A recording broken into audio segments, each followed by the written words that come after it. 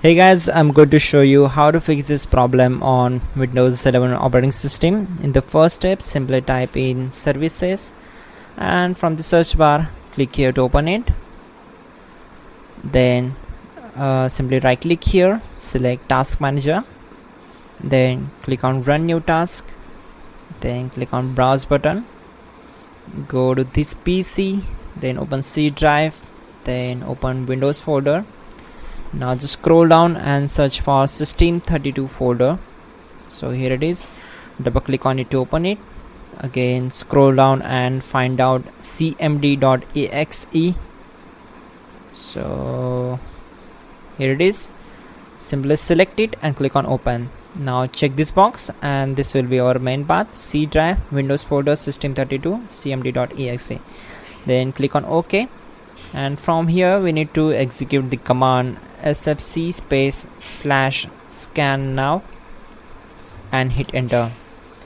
So this process will take some time.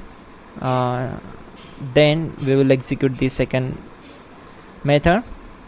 Now on the services tab, simply search for Windows Defender Firewall. So here it is, we need to right click on it and select properties, and we have to set startup type as automatic and then start the services. Make sure keep these settings and click on apply and then OK. Once done, close this window and again go to search bar, type here settings, click here to open it. On this window select privacy and security. Once we are here, just click on Windows security and then click on open Windows security. On this window we have to just click on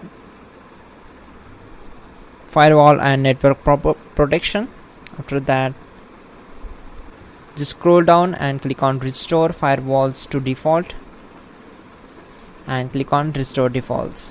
Select S and we need to close this window and wait until the process completes. Then type exit to close the command prompt window. Restart your system. Simply like the video and subscribe our channel. That's it guys, you're good to go.